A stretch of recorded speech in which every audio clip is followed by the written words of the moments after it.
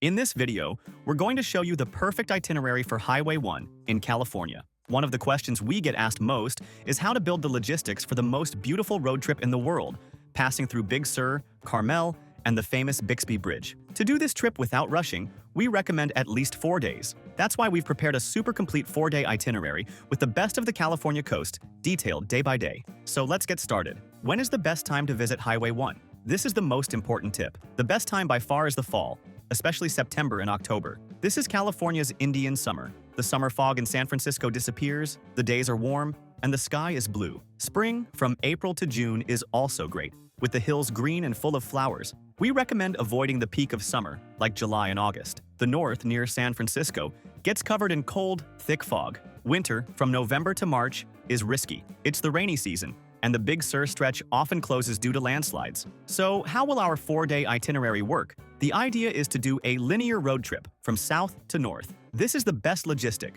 We'll start in Los Angeles and end in San Francisco. This way, you drive on the side of the road next to the ocean, and all the viewpoints will be on your right, making it easy to stop. We'll sleep 1 night in Santa Barbara, 1 night in Cambria or Pismo Beach, and 1 night in Monterey. Mandatory documentation for international travelers. To enter the United States, you will need 2 things. First, a valid passport, and second, a valid American visa, usually the B1 or B2 tourist visa. Visa-free entry is not permitted for many nationalities, so check your country's requirements. And about travel insurance. For the United States, travel insurance is not mandatory, but it is highly recommended. The cost of healthcare in the United States is one of the most expensive in the world. A simple emergency room visit or a broken leg can cost tens of thousands of dollars. We never travel to the US without one. We use a price comparator that always finds the insurance at half the price. We'll leave the link in the description. Now let's talk about transportation. How to get around on Highway 1. This itinerary is a road trip. Renting a car is mandatory. There is no public transport that stops at the Big Sur viewpoints. To get there,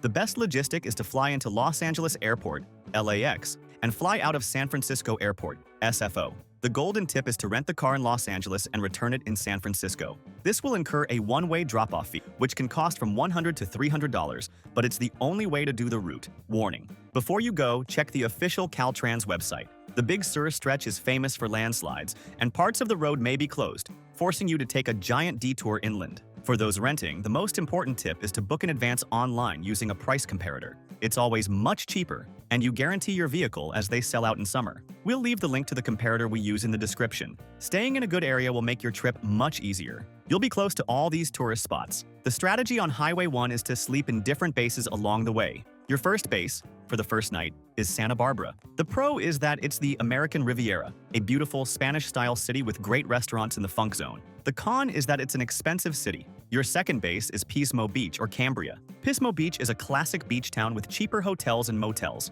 Cambria is a charming, artsy village, closer to Hearst Castle. Your third base is Monterey, or Carmel by the Sea. The pro for Monterey is that it's a larger city, has more hotel options, is cheaper, and is where the famous aquarium is. The con is that it's more touristy. Carmel is a fairy tale village, super luxurious and romantic, but it's one of the most expensive places in California. We created this custom map, which explains exactly which is the best region in each of these base cities. If you stay in this marked area, you can't go wrong. We'll leave the link to this map here on the QR code on the screen and in the video description.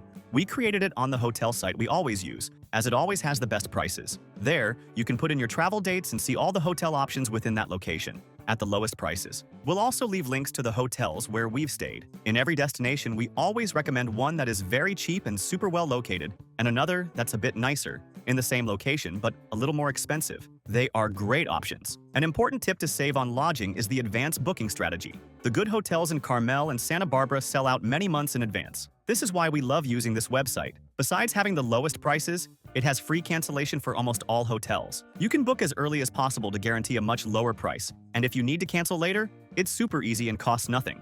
And remember that in the link below, we always organize everything you need to plan your entire trip for the best price. The sites we use to plan our trips and that have everything much cheaper. International travel eSIM, travel insurance at half price, tickets for all the attractions we mentioned, the good and cheap hotels we've stayed at, the car rental comparator, which is essential for this trip, and the global account to carry dollars paying much lower fees. And the links already contain automatic discounts as we are always updating them. So save this page to your favorites and use it when planning. It will make your trip much easier and save you a lot of money. Now, for the day-by-day itinerary.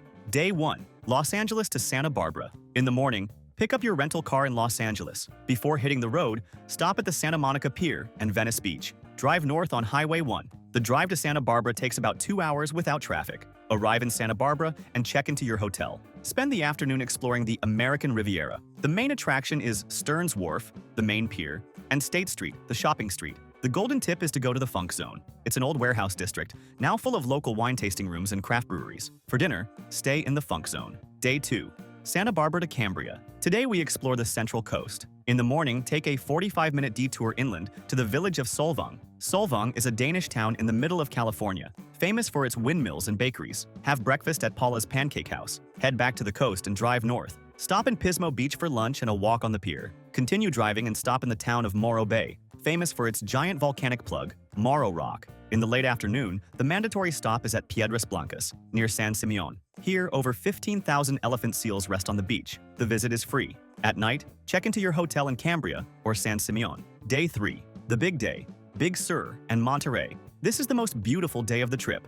Wake up early. The first stop is Hearst Castle, the extravagant estate of Press Baron William Randolph Hearst. The logistic is crucial. You must buy your ticket online weeks in advance. The tour lasts about 2 hours and costs $30. Now, get ready for Big Sur. This is the wild stretch where the mountains meet the ocean. There is no cell service here. The first stop in Big Sur is McWay Falls. It's the waterfall that drops directly onto the beach. The logistic is to park on the road and take a short 5-minute walk. For lunch, stop at Nepenthe Restaurant. The food is expensive, but the view from the terrace is one of the most famous in the world. Continue driving north. The most famous stop is the Bixby Creek Bridge. It's the iconic concrete arch bridge. Stop at the Castle Rock viewpoint just before the bridge to get the classic photo. Drive another 30 minutes and arrive in Monterey. Check into your hotel. For dinner, go to Cannery Row, the old street of sardine factories, now full of restaurants. Day 4. Monterey, Carmel, and San Francisco. In the morning, visit the #1 attraction in Monterey, the Monterey Bay Aquarium. It's one of the best aquariums in the world.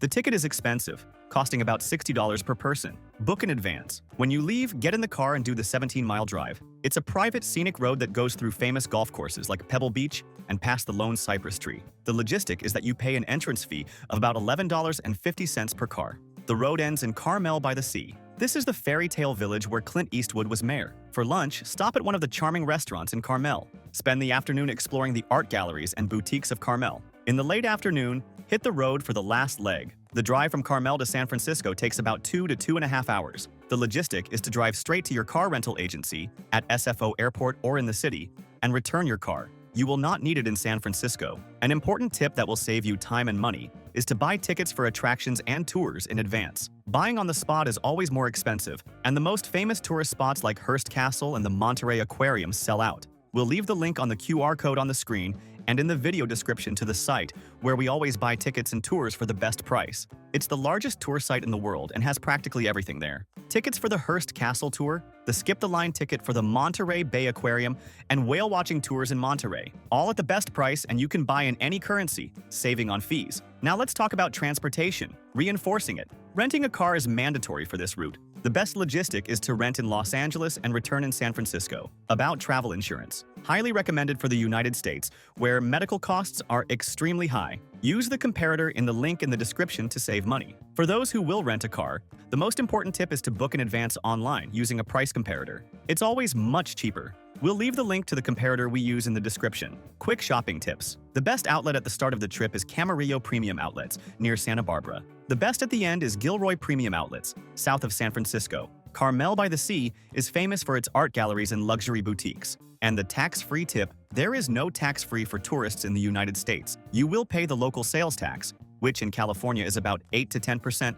on top of all prices. And for those who are new here to the channel, welcome. Subscribe and like the video for more tips. And how much does it cost to eat on Highway 1? It's an expensive region, especially Carmel and Big Sur. A Big Mac combo costs $11. The golden tip is to eat clam chowder in a bread bowl. Pismo Beach and Monterey are famous for it. For restaurant suggestions, Paula's Pancake House, cheap, Solvang, Danish breakfast, $20. Boudin Bakery, cheap, Monterey, soup and bread, $14. And Nepenthe, expensive, Big Sur, incredible view, $100 per person. And what to do at night? The nightlife on Highway 1 is very, very quiet. It's not a party destination. The evening is focused on dinners. Santa Barbara in the Funk Zone is the liveliest town. Monterey on Cannery Row also has bars, but everything closes early. And if you're traveling with children, this itinerary is great for kids. They will love the Monterey Bay Aquarium. The ticket costs $60, but it's a must-see. They also love seeing the elephant seals at Piedras Blancas, free, and the Santa Monica Pier. And to combine your trip, this itinerary is the perfect combination of Los Angeles and San Francisco. If you have more time, you can add San Diego, south of Los Angeles, or drive from San Francisco to Yosemite National Park, a 4-hour drive. If you liked this detailed Highway 1 itinerary, like the video and subscribe to our channel. Leave your questions in the comments. Thank you very much and have a great trip.